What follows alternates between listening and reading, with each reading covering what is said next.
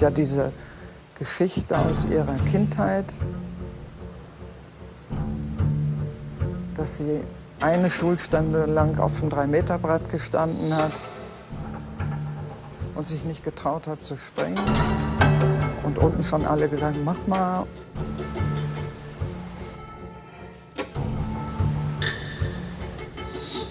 Und kurz bevor es geklingelt hat,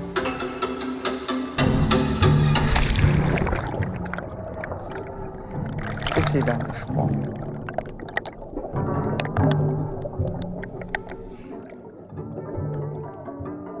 Angela Merkel's debut seems about as far from brave as can be, but that caution continues to be the essence of her approach.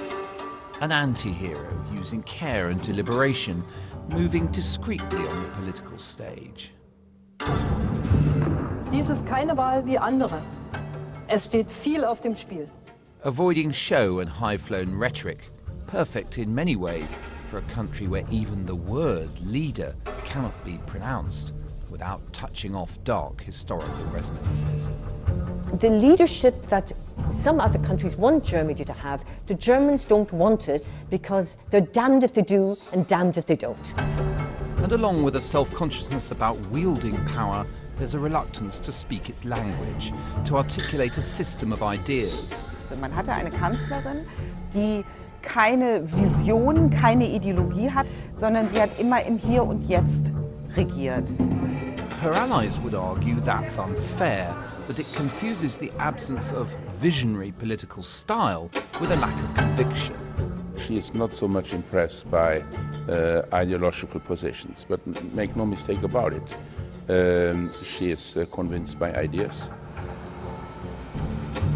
The Merkel era, though, is coming to a close. She's given up leadership of her party, and many are sceptical that this most pragmatic of politicians can hold on to the reins of the government, as she says she wants to, until 2021. Then what next for Germany? The successor would be starting like all the others. France first, Poland first, Germany first.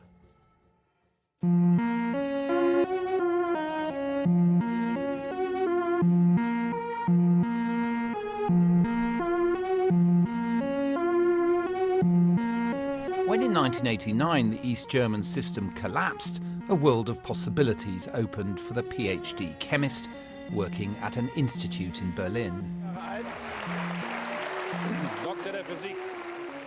She was underestimated, but the more significant point in my eyes was that she was young. Besonders bedrohlich, wenn sie exzessiv, das heißt gehäuft auftritt. She was a lady from the east, from eastern Germany, quite ambitious, but nobody knew about her political convictions, about her ideas. Merkel has patiently played the political game for years, relying on her rival's self-absorption, often politicking at her own admission without real meaning. Ich könnte davon berichten, wie ich als stellvertretende Regierungssprecherin habe mich reingeschlichen und die aus meiner Sicht doch in seinen Äußeren vorhandene Unbestimmtheit über den Gegenstand, den er beschrieb, und die gleichzeitige Zufriedenheit der Journalisten, die hat bei mir, ehrlich gesagt, auf meinem politischen Lernweg bei mir eine nachhaltige Wirkung entfaltet. And then the party leadership itself came into view. Those who knew her when she was minister, when she was much younger in the 1990s under the former Chancellor Helmut Kohl, they recognized that she was quite a tough politician and quite an ambitious one, but could bide her time, which was very, very important for her. But the fact that she could actually oust Helmut Kohl and become leader of the Christian Democratic Union Party, I think that disproved an awful lot of those who thought she was an easy pushover and she won't last long. Merkel would be tested in one drama after another after she became Germany's leader in 2005. Sie hatte erst die Finanzkrise mit dem Zusammenbruch von Lehman Brothers. Dann folgte die Euro-Krise. Dann hatten wir Fukushima, was nochmal eine Wende in der deutschen Atompolitik bewirkt hat. Dann hatten wir die Griechenland-Krise. Dann hatten wir die Flüchtlingskrise. Also diese Frau musste die ganze Zeit reagieren und managen. Sie hat immer sehr lange abgewartet und hat dann aber Entscheidungen auch durchgesetzt. Und das war dann die Politik des Alternativlosen. A method for navigating these crises involved triangulating to the political centre, following solutions most Germans would support. She is more in the test and trial and error. This is why she is so dangerous for Social Democrats and for others. She destroyed her enemies, not willingly, but she took the best ideas from them, he tested the ideas and realized them, and left her opponents with empty hands. But in saving the euro and Greece's membership of it, Merkel moved well to the left of her party, creating big difficulties for the future and spawning a movement that explicitly rejected her no alternative slogan. Die zu beschließenden Hilfen für Griechenland sind alternativlos. The Alternative for Germany, or AfD. Its leader was a Christian Democrat shunned by the party's then General Secretary. We don't need you any longer.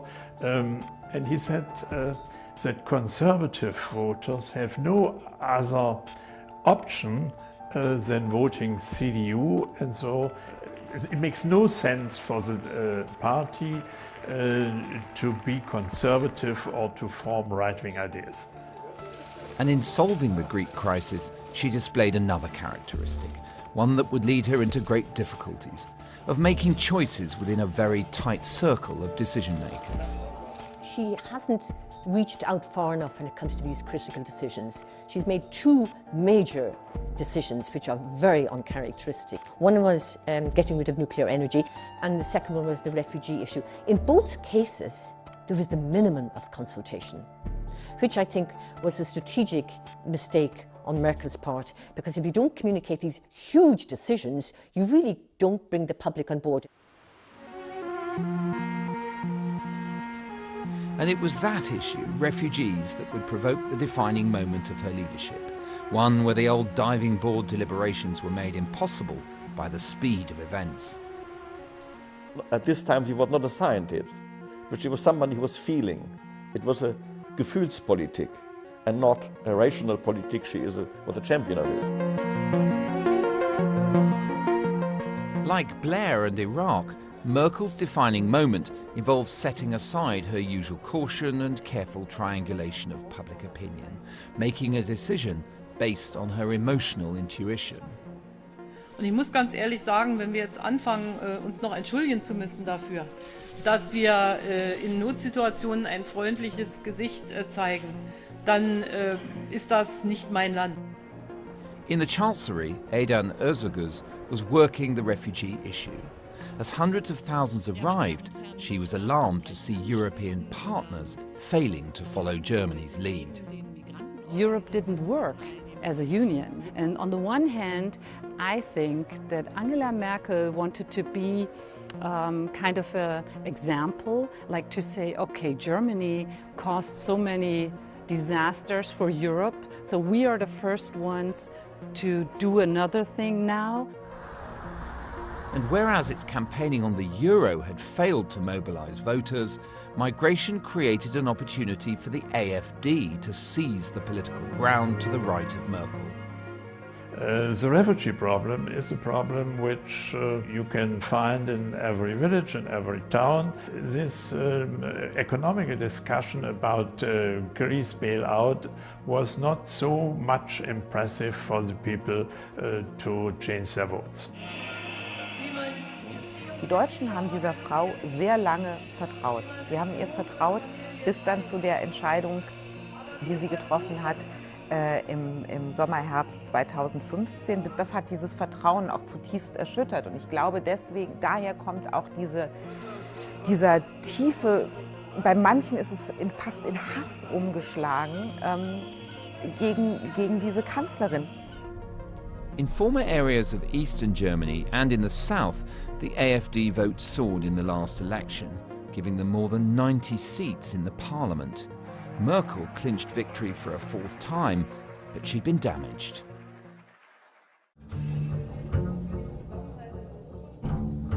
In an attempt to keep her coalition upright a little longer, Merkel has surrendered the party leadership, but not the chancellorship. How long she'll last in that role depends on who gets the party job. Friedrich Merz, an old party rival and millionaire businessman, promises to take the CDU back to the right. As a social democrat, for me, Friedrich Merz would be the greatest because, he's far right. But I'm not sure if he can make it. He has been out of politics for a long time. And then there's also this risk of losing Angela Merkel quite early, because those two are not going well together. The party machine apparently favours Annegret Kramp-Karrenbauer, sometimes dubbed a mini Merkel, but even she might carry the party away from her patron's policies. Between the lines, there is a Germany first, a little note of Germany first, of all the three candidates. When Merkel talks, she said not Germany first. And I don't know whether Europe can support a chancellor who says Germany first. And whoever succeeds must deal with a vocal AfD faction in Parliament. But what was striking during the Chancellor's speech was that she just ignored the AfD interruptions and catcalls. But of course, they're here now on the opposition benches, and they're an important fact of political life. She was the midwife of the Alternative for Germany. So she has founded our party in a way. Is it personal? Does she despise your party and your politics, do you think? I don't think so. I don't think Angela Merkel despises someone or something. I don't think so. But for the Christian Democratic Party, it is difficult to sit and look at us, because a lot of these members of the party say, well, she, Angela Merkel, is the midwife of this party, and these people could be part of us, and we had mishandled the problem. How does Merkel's party reposition itself to deal with the AfD? As she leaves, the Christian Democrats are riven with tensions. AfD challenge is a relatively new phenomenon. So I'm still wholeheartedly convinced that this is a transitional success, and that it is not for granted that populist parties will play a major role in Germany on the long run. But it will depend on our ability as CDU and CSU to stick together, to find compromises and to avoid public conflicts. So as Merkel departs the scene, Germany is losing a leader of unparalleled experience and great confidence, taking the plunge in international crises, to be replaced by somebody who, unless they're quite exceptional, will not be able to act with the same decisiveness on the world scene.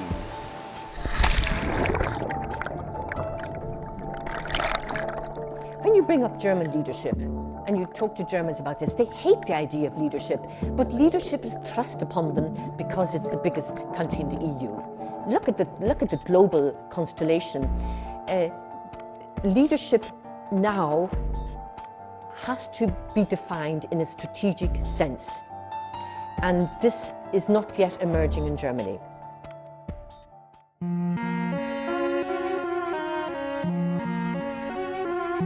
Merkel was perfect for the Germany of her time, diffident about leadership, careful, pragmatic and centrist. But times are changing. Her party seems set to default further rightwards, becoming more sceptical about bankrolling the EU and tougher on migration. And whenever Merkel finally relinquishes leadership, even her subtle techniques of political management for Germany and Europe may give way to something brasher and more nationalistic in character.